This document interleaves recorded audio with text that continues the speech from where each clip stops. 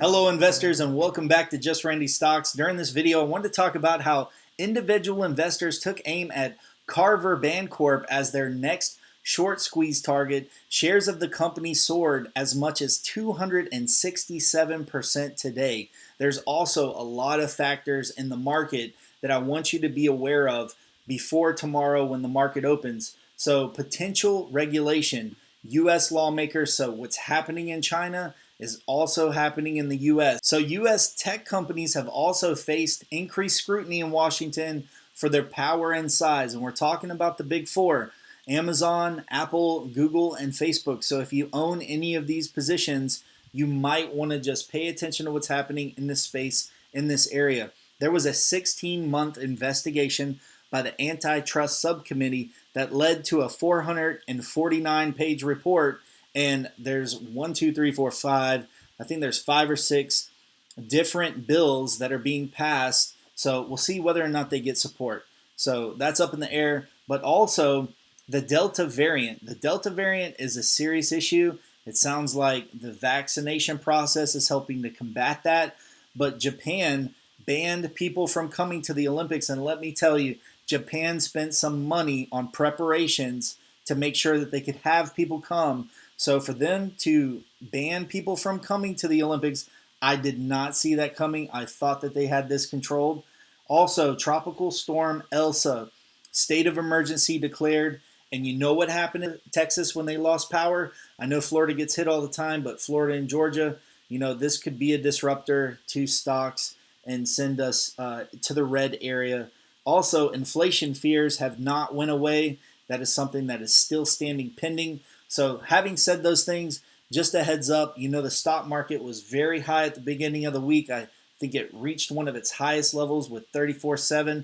And then finally, Elizabeth Warren in Congress is Congress about to get involved in the crypto exchange for regulation? I seen Dogecoin go down to 19 cents when it went back up. But just a reminder, last thing I want to cover before I go back and we talk about this stock is this Dogecoin Ethereum bridge. I wanted to put that back on your radar. If you don't know about this, this is potentially a collaboration between Elon Musk and the founder of Ethereum to do some kind of improvement. And there's a lot of people thinking that something big is about to happen with crypto. So when I said before in my previous video on Dogecoin to not buy this, stay clear of it, I think it might be something that you want to consider because there could be, at this price, I think it's dropped enough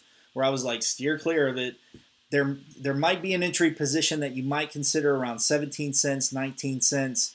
It's pretty low. So as we see what develops tomorrow with Elizabeth Warren's probe on crypto, more to follow there. So let's go back and let's talk about Carver Bancorp and this short interest. So I just want to go through this Wall Street Journal article that I think very well summarized what's happening and talk about the price action that you might consider tomorrow. Now, this is a high risk play. So I just want to make sure if you're a new investor, you are very cautious and you know that these massive gamma squeezes, it's something that you have to monitor, watch. You need to put sell limits in. You just need to make sure that you cover your position. Don't chase after anything and make sure you always buy low and sell high.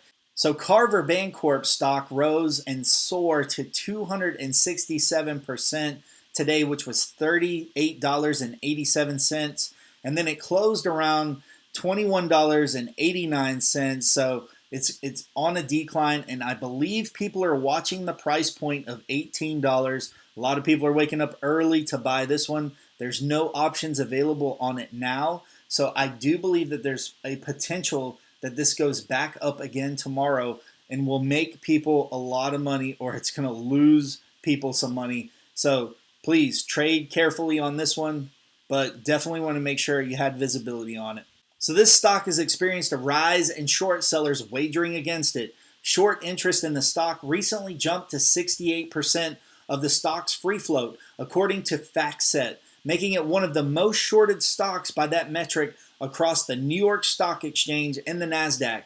Around this time last year, short interest in Carver Bancorp hovered around 15%.